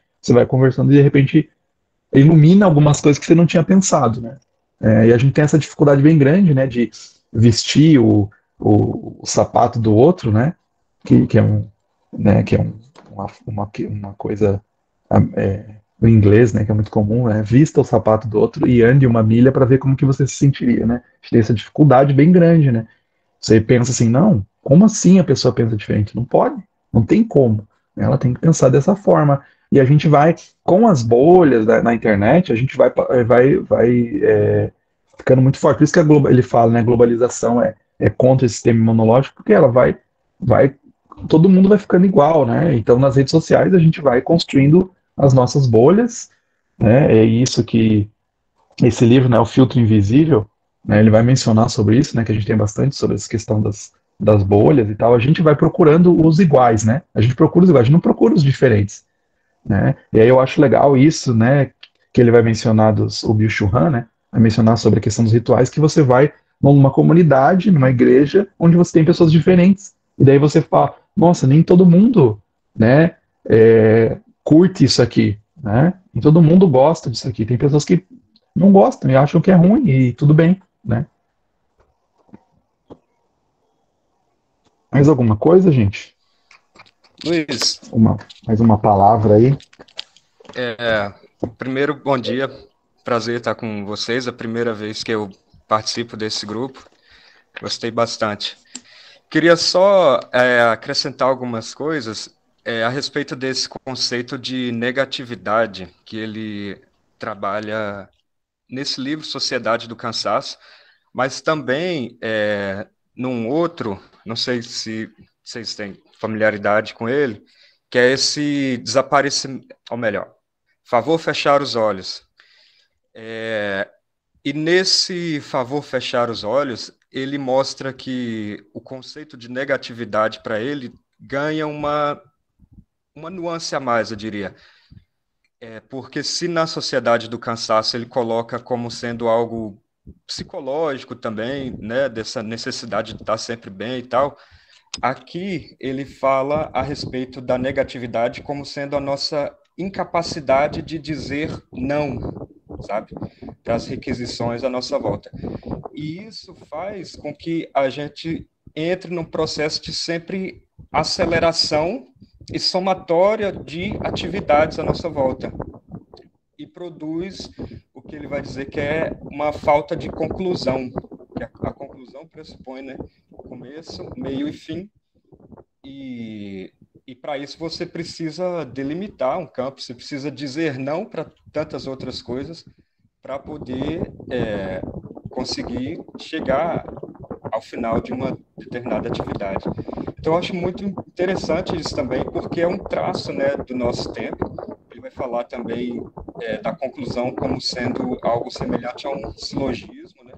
Você falou aí da tese, a antítese e a síntese, né, que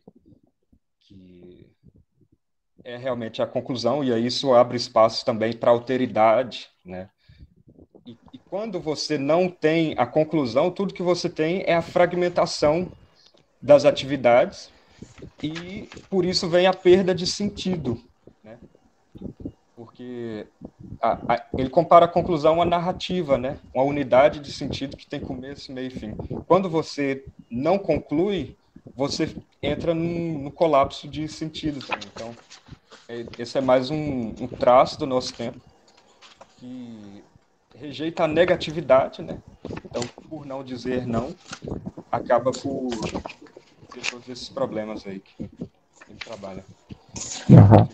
Não, muito, muito bom, porque até o subtítulo desse livro, né, Favor Fechar os Olhos, em busca de um outro tempo, né? E é muito legal porque assim ele faz uma, ele não, o que eu me lembro quando eu li, ele não faz referência ao Proust, né, ao Marcel Proust, mas que o Proust tem aquele em busca do tempo perdido, né? Então aqui ele fala em busca de um outro tempo, quer dizer, um outro tempo além desse tempo acelerado, dessa correria, né? Até tem um capítulo, né, o tempo do outro, né, de dar atenção, porque assim, né, uma das grandes dificuldades das sociedades atuais é a gente ouvir uns aos outros, né?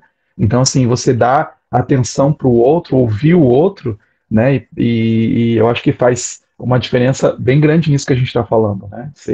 Eu vou realmente dar tempo para outra pessoa ouvir a outra pessoa, né? E a gente realmente mudar esse tempo, né? Desacelerar esse tempo, né? Que a gente vive realmente por causa dessa positividade excessiva, a gente tem que aceitar tudo, né? Na questão do tempo, né? De alguém pede alguma coisa, a gente não, tá bom, vou fazer, né? Eu venho mesmo no trabalho ou mesmo, né, pessoal, né? Você não fala, não, calma, é muito difícil para as pessoas às vezes aceitar isso, né? Olha, esse é o meu tempo de família, né? Esse é o meu tempo agora que eu tô dedicado, eu não posso fazer isso, né? Então é muito difícil, as pessoas veem, como assim, né? Você está colocando o seu tempo, você está impondo, você não pode fazer isso, né? Sexta-feira à noite para mim, sábado de manhã, domingo, né? É um livrinho, né? Bem curto esse, Favor Fechar os Olhos, mas é bem rico mesmo nisso. Sim, sim. Eu gostei bastante dos dois. Aí também a Liz levantou a mão, depois o Fernando. Liz Andréia, fale.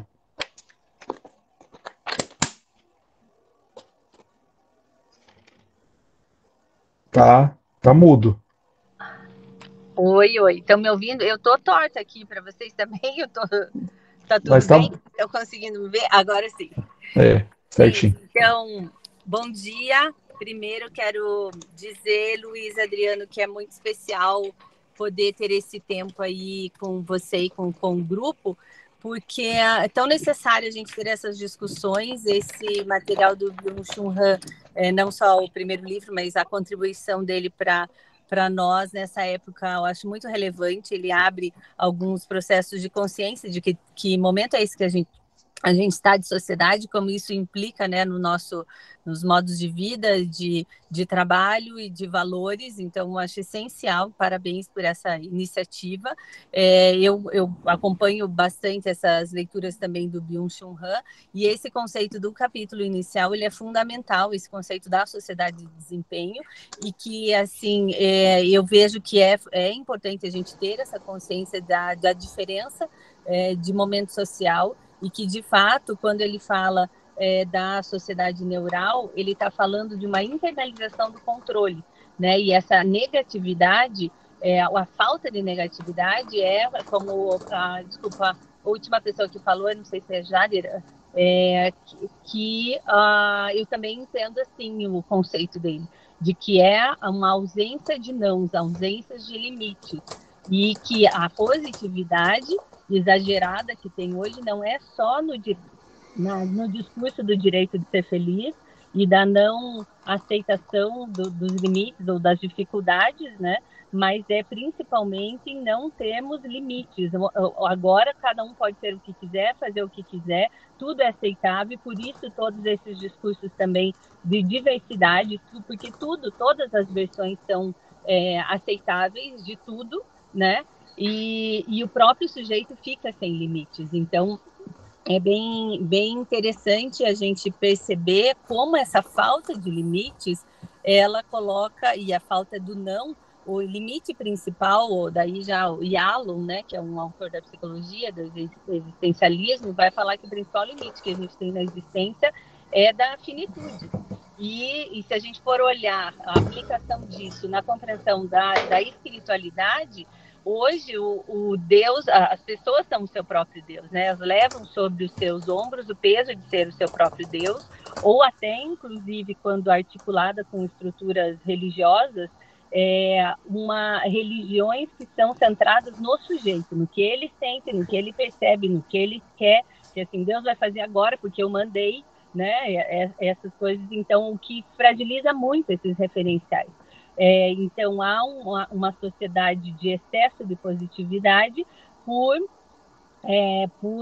uma falta de limites e uma falta de diferenciação de quem tem valor, de quem é de hierarquia, do que quem é Deus e quem sou eu, e a diferença, né, dessas dimensões.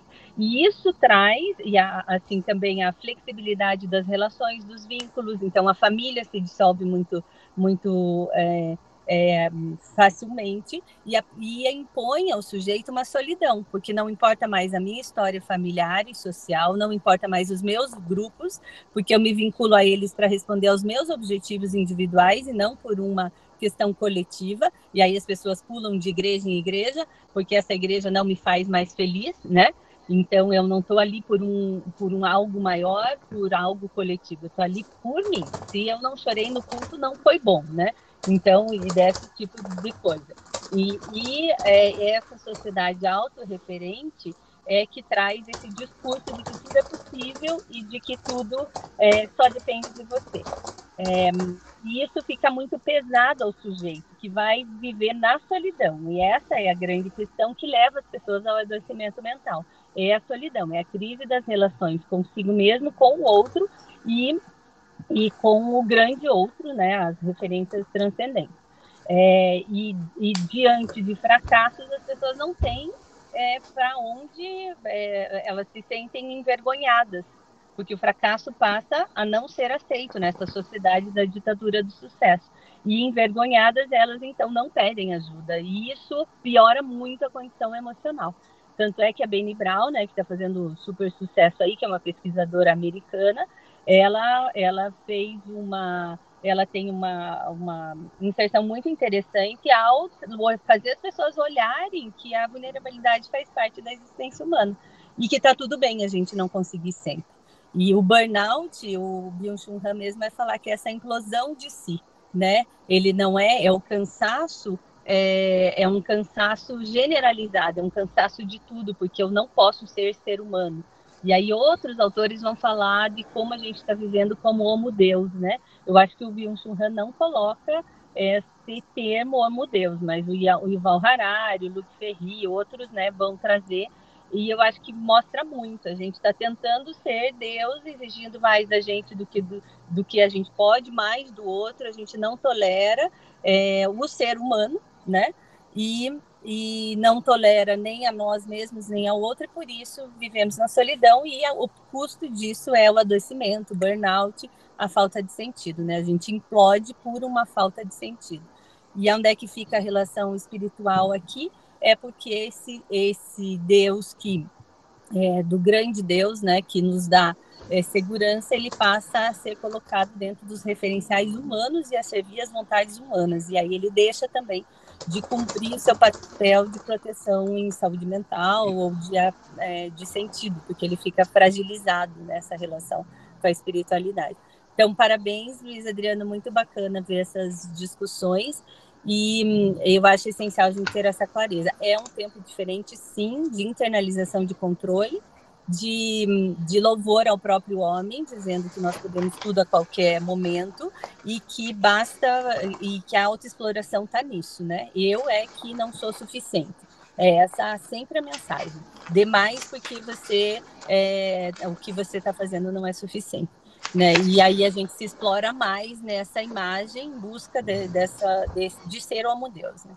Então é um tempo diferente, eu concordo com o autor nisso, sim, que é uma nova, o controle está internalizado, então há um sequestro da nossa subjetividade, onde a gente mesmo se explora num discurso de liberdade, né? Então, obrigada aí pela troca com você. Nossa, excelente, muito bom, muito bom. Vocês viram, né? Dá pra gente ficar, né, nessa discussão, capítulo aqui, né? 13 páginas, sei lá, 14 páginas, a gente pode ficar o dia inteiro. Mas vamos caminhar aqui, né? Eu acho que vou deixar mais o Fernando e mais o Juhei comentarem aí um pouco, né? Porque esses temas, né? Vocês guardem essas questões, né? Porque vocês viram que vão se repetir, vão voltar, né?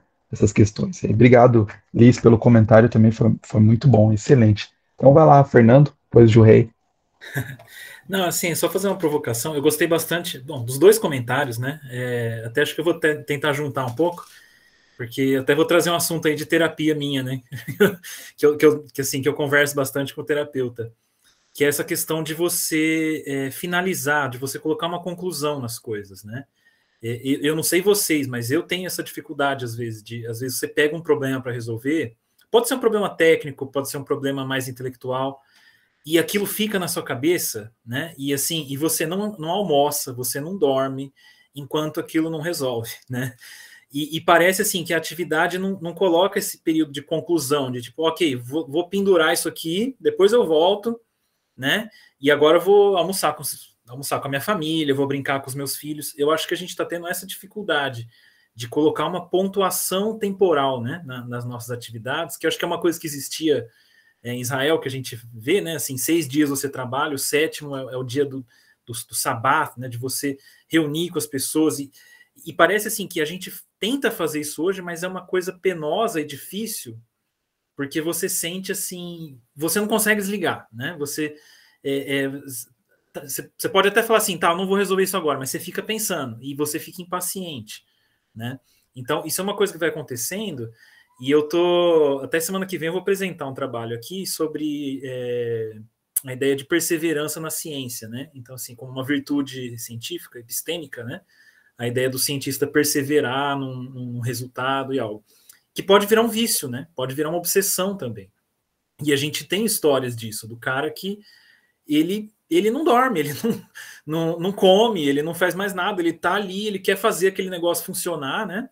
Ele quer debugar o código e assim, o processo de debugar código já tem toda uma reflexão filosófica e psicológica fantástica que eu acho que alguém poderia fazer, porque assim, você pensa na sua vida inteira enquanto o código não funciona, né? Você fala assim, meu Deus, o que eu estou fazendo na minha vida? Meu Deus, olha que céu bonito lá fora, eu aqui com esse código que não funciona, essa porcaria. Aí você vai almoçar, você fala, nossa, mas eu podia tentar mais aquilo, mas eu podia... E eu não sei, e aí aqui é a minha provocação, né? O que eu me questiono é se não existe algo na própria mídia que a gente habita, né, no próprio estilo de trabalho, talvez até na estrutura social, na estrutura linguística, simbólica, sei lá. A tecnologia mesmo nos induz a esse estado onde nada tem uma conclusão, né? Porque, não sei, o texto está lá, a tela está lá e não acaba enquanto não acaba, né? A gente não consegue desligar. Eu não sei se isso gera algum tipo de hábito na gente. É isso que eu estou tentando explorar um pouco, sabe? Se até a digitalização das coisas, a digitalidade, não induz a gente a esse tipo de estado, assim, de não conclusão e de sempre insuficiência, né? Só uma provocação aí. Nossa, muito bom, muito bom. O Khan é isso daí. Para o Khan é justamente a a tecnologia tem essa característica de ser um excesso de informação, né? Ao contrário de coisas, é informação. Então, informação não tem limite. Então, um amontoa ao outro e nunca tem fim, por causa justamente da positividade. Que liga justamente ao ponto que eu queria tocar. Antes de terminar essa live, eu acho que é importante o pessoal que está primeira vez tendo contato com o RAM, ouvir muito positividade e negatividade, fica sem entender. E, na verdade, quem lê Sociedade do Cansaço, às vezes não entende positividade e negatividade, porque o Kant tem uma mania de filósofo alemão, que é jogar termo e não explicar. Ele não explica, ele só joga. Ah, é desse jeito, tá bom. Eu fiz um TCC a respeito do Kant, sobre Sociedade do Cansaço e Burnout, então eu tive que buscar a definição dessa bagaça que ele dá. Ele dá essa definição basicamente no Capitalismo e Impulso de Morte, se eu não me engano, numa das entrevistas dele. Ele fala basicamente que negatividade é alteridade e ele fala que positividade é o igual, então. Basicamente é isso. E é importante eu salientar isso, por quê? Porque ao lermos, podemos ter uma noção errada de que positividade é só o discurso positivo de incentivo, de você consegue, você pode, e isso é a limitação do que é positividade. Mas devemos entender que, na visão do Kant, positividade não se limita a só isso. Por quê? Porque positividade é tudo que é o igual. E o igual também é o discurso positivo, também é a incentivação, mas não é só isso. É quando é o mesmo, quando é informação, quando é tudo parecido. E é por isso que, por exemplo, a internet é um espaço do igual, é um espaço da positividade. Porque aqui não existe um outro propriamente que se impõe e que é totalmente diferente, que desperta em nós uma abreação, ele fala, né? É uma reação imunológica. Pelo contrário, a internet é um acúmulo de informação, é um acúmulo de igual. Toda negatividade é, de algum modo, reduzido a uma negatividade consumível, uma negatividade positivada.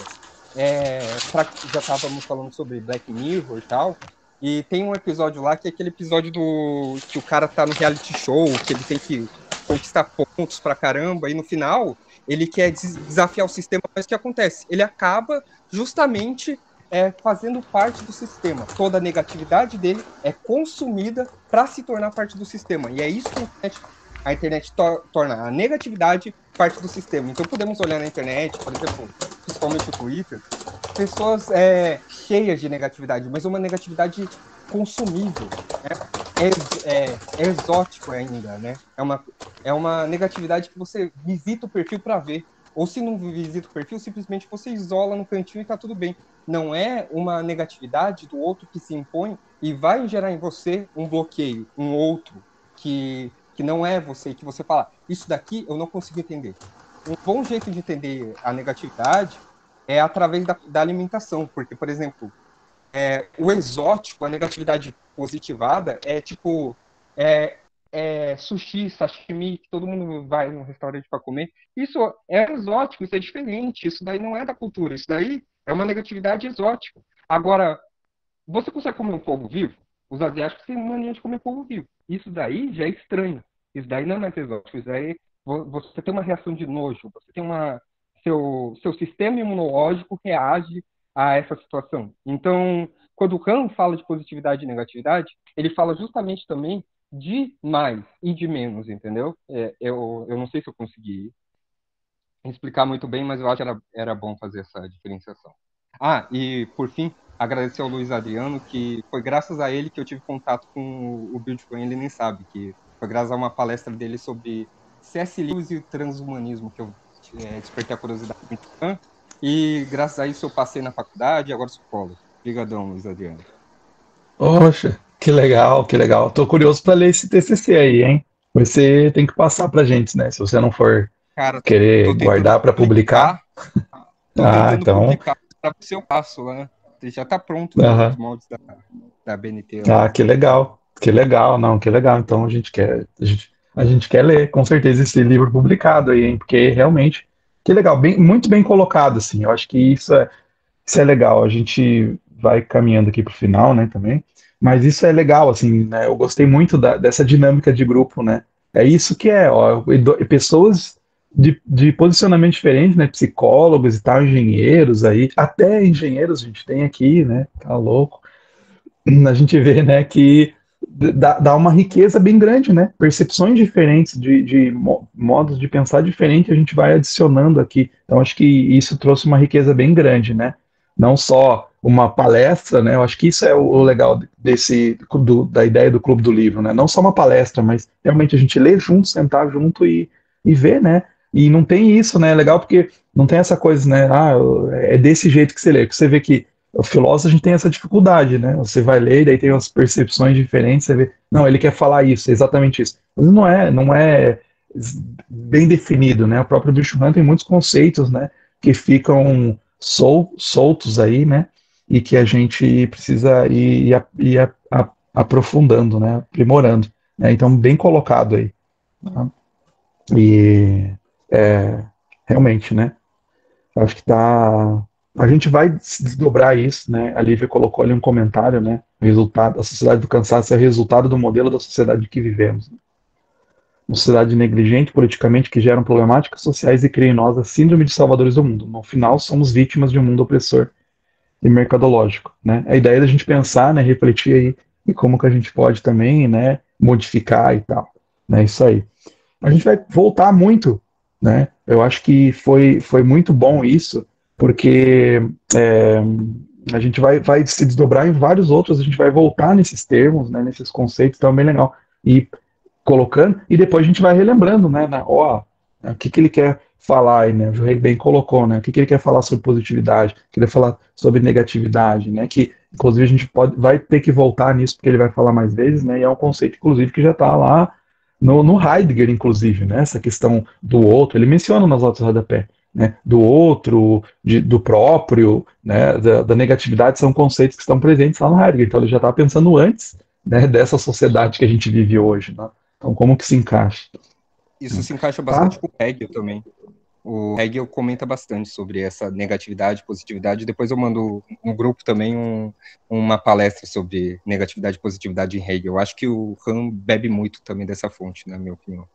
Sim, ele tem um livro, a gente tem um livro, inclusive, né, aí dele, Hegel e o Poder, né, inclusive, que era uma das fontes dele. Né, naquelas influências lá nos autores que eu coloquei, né, tinha que estar o Hegel lá, porque ele cita bastante, com certeza, né. Tá, então... Gente, a gente fica por aqui, você viu que a ideia era até às 11, a gente já vai até às 11h30, é bem legal, né, todo mundo tá gostando aí, tô sentindo que todo mundo tá curtindo um pouco, vai ficar um pouco meio destruído da cabeça, né, o Bill Churran tem essa habilidade, né, de destruir a cabeça, a gente ficar matutando sobre isso, né, mas a gente vai ter bastantes dias aí pra gente voltar nisso, guarde suas questões, né, e a gente volta. Eu não falei lá, não coloquei, não vai ser só eu, tá, que vou conduzir. Vai ter um encontro, o Marco vai conduzir, vai ter um encontro que o Fernando vai conduzir, e um outro que o Thiago, também, que está aqui, Thiago Dantas vai conduzir para a gente. Então é legal também, né? Cada um aí vai trazer suas perspectivas e a gente continua, né? Então, gente, a gente fica por aqui hoje. Voltamos, a gente está lá no grupo também, a gente pode ecoar, né, as discussões ao longo da semana lá no grupo, bem à vontade, né, o grupo lá da BC2 Tecnologia, se você não tiver lá, pode, e tem interesse, né, pode me mandar mensagem para entrar lá, porque a gente continua essa conversa lá também ao longo da semana, tá bom?